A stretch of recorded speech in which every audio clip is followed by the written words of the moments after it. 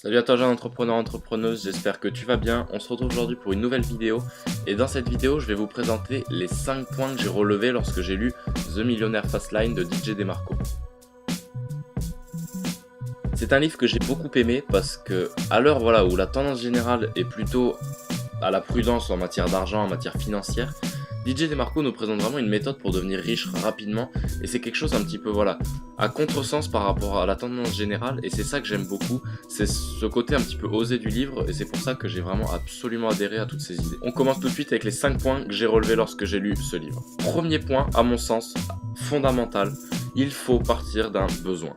Vous devez partir d'un besoin lorsque vous créez votre business parce que si vous ne répondez pas à un besoin particulier d'une population, d'un type de population, vous n'allez pas pouvoir apporter une solution qui va résoudre la douleur de beaucoup de prospects.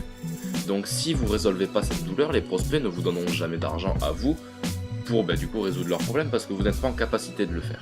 Donc vous devez absolument partir d'un besoin, trouver le besoin, trouver un besoin. Il y a des besoins dans plein d'industries, vous avez encore plein de besoins à résoudre dans les industries de l'heure actuelle. Donc vous avez encore plein de possibilités et ça, il faut absolument le prendre en compte, partir d'un besoin. Par exemple, pour reprendre l'exemple de mon agence de web marketing, le besoin de mes prospects, ça va être d'être plus visible sur internet, de pouvoir avoir plus de trafic sur leur site web pour pouvoir convertir plus de clients, plus de prospects en clients. Et ça, c'est un réel besoin auquel je réponds lorsque les prospects payent mes services. Donc ça, c'est un point à mon sens qu'il ne faut absolument pas négliger, qui est très important. Deuxième point, à mon sens, avoir un business avec des barrières d'accession élevées. Alors, je vais m'expliquer. Des barrières d'accession élevées. C'est-à-dire, admettons qu'à l'heure actuelle, vous avez votre business et un jeune veut faire pareil que vous. S'il veut faire pareil que vous et qu'il peut le faire en peu de temps, c'est que il n'y a pas beaucoup de barrières à l'entrée qui sont élevées. Ça veut dire qu'il ne va pas devoir apprendre beaucoup de choses pour pouvoir le faire. Alors s'il y a des barrières à l'entrée élevées, ça veut dire que c'est un petit peu compliqué, qu'il va falloir se former, qu'il va falloir apprendre sur le sujet pour pouvoir faire comme vous. Et si ces barrières elles sont assez élevées, ça veut dire que forcément c'est une industrie assez fermée où il ne va pas y avoir énormément de concurrence et là où vous allez vraiment pouvoir faire votre trou. Donc choisissez vraiment un business avec des barrières à l'entrée assez fortes. Je reprends encore un exemple avec mon agence de web marketing. Ça m'a demandé de me former énormément en vente parce que c'est bien beau d'avoir de la qualité dans ses produits et dans ses prestations, mais vous devez savoir vendre vos prestations. Si vous n'arrivez pas à les vendre, ça sert à rien. Donc ça a demandé beaucoup de formation à la vente, ça a demandé beaucoup de formation en marketing, en copywriting, en technique de persuasion, après tout ce qui est maîtrise des outils publicitaires, ça a demandé vraiment énormément de formation. Et je sais que à l'heure actuelle, un jeune qui me dit je veux lancer un business qui a 15 ans, je veux lancer un business, qu'est-ce que tu me conseilles ? Je peux lui dire éventuellement une agence de communication. Mais pour ce faire, il va vraiment devoir apprendre énormément. Et ça demande beaucoup de travail. Et peut-être que ça, tout le monde n'y arrivera pas parce que c'est quelque chose, faut en avoir envie aussi. Ça vient pas tout cru comme ça. Donc avoir un business avec des barrières à l'entrée, à mon sens, c'est aussi fondamental. Et au sens de DJ DeMarco également parce que c'est des principes issus de son livre évidemment. Troisième point qui me semble fondamental, c'est avoir un business où vous avez à 100% la maîtrise de votre business. Pourquoi ? Parce que par exemple, regardez, les business d'affiliation.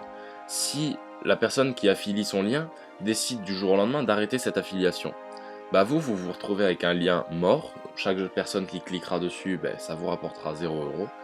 Donc vous n'avez pas forcément le contrôle, c'est quelqu'un au-dessus de vous qui peut influencer et influer votre business. Donc ça c'est pas très bon. Comme Amazon FBA, moi j'entends souvent, j'ai un ami qui avait fait Amazon FBA, qui vendait des lunettes de soleil qui se vendaient très bien d'ailleurs. Et évidemment Amazon a vu que ça se vendait très bien, ils ont lancé les mêmes, vu que c'est leur site, ils se sont positionnés en tête de vente, et lui son chiffre d'affaires il a diminué de 60% du jour au lendemain quasiment. Donc vous voyez, vous n'avez pas forcément le contrôle sur votre business, que ce soit Amazon FBA, que ce soit l'affiliation. Donc choisissez un business où vous allez pouvoir tout contrôler, vous allez pouvoir tout influencer, vous allez pouvoir prendre une décision qui va impacter en bien ou en mal votre business, mais ça c'est très important. Quatrième principe, à mon sens, il va falloir que votre business soit scalable. Alors, que vous puissiez scaler votre business, ça va être très important parce que vous allez pouvoir le faire croître. Arrivé à un certain moment, vous allez vous retrouver face à une impossibilité de vous développer. Mais si vous pouvez surmonter cette impossibilité de vous développer, du coup c'est plus impossible, excusez-moi, mais si vous arrivez à surmonter ça, vous allez pouvoir développer votre business au maximum en réinvestissant, en faisant plein de choses. pour toujours gagner plus et pour toujours développer encore plus votre business. Par exemple, un restaurant.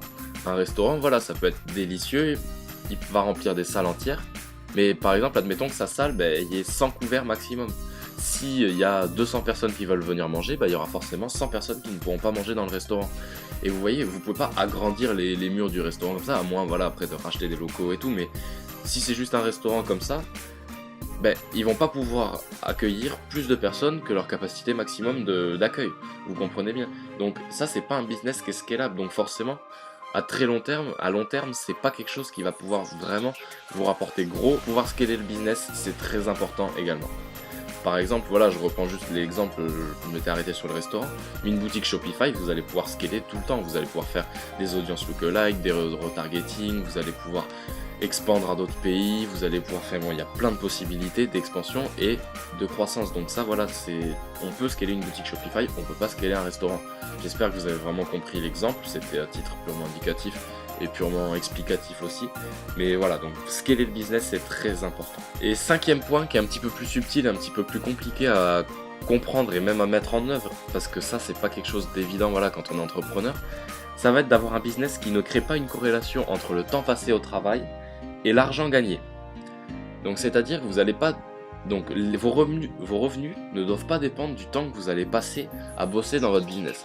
Alors attention, je dis pas que voilà, vous allez devoir pas bosser pour gagner beaucoup d'argent. Au début, vous êtes obligé vraiment de taffer dur. Enfin, on peut pas passer à côté, voilà, faut travailler énormément en amont pour en aval pouvoir avoir des résultats sympathiques. Après voilà, une fois que vous avez mis tout en place, votre processus en place, créez un système qui peut s'automatiser, créez un système qui va pas forcément nécessiter votre présence pour vous rapporter de l'argent.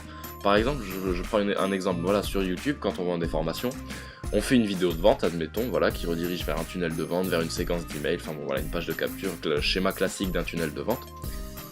Et ça, voilà, vous allez même pouvoir, en dormant, avoir des gens qui voient votre vidéo, qui vont sur vos pages de capture et qui commandent votre formation. Donc ça vous rapporte de l'argent sans forcément que vous passiez du temps dessus. Un autre exemple, par exemple, vous écrivez un e-book. Vous écrivez un e-book, vous le mettez en vente sur Amazon, sur je sais pas, sur ce que vous voulez.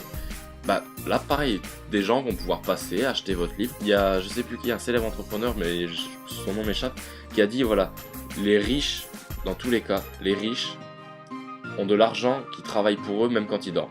Et ça, c'est typiquement ce principe, voilà, de The Millionaire Fastline, ce 5e principe. Vous allez absolument devoir pouvoir ne pas être là et avoir de l'argent. Voilà, c'est un point un petit peu compliqué à expliquer, j'ai l'impression que j'ai pas été très clair. Mais bon, j'espère que vous avez compris en tout cas. Donc voilà, avoir un business qui ne crée pas forcément une corrélation entre le temps passé et l'argent gagné et automatiser vos processus une fois qu'ils sont mis en place. À mon sens, voilà, c'est ce qui est fondamental. J'en ai maintenant terminé avec cette vidéo, j'espère qu'elle vous a plu. Si c'est le cas, n'hésitez pas à me le dire dans les commentaires. Si vous avez des questions également, je me ferai un plaisir d'y répondre. Moi, je vous dis à la prochaine pour une nouvelle vidéo. Bye bye.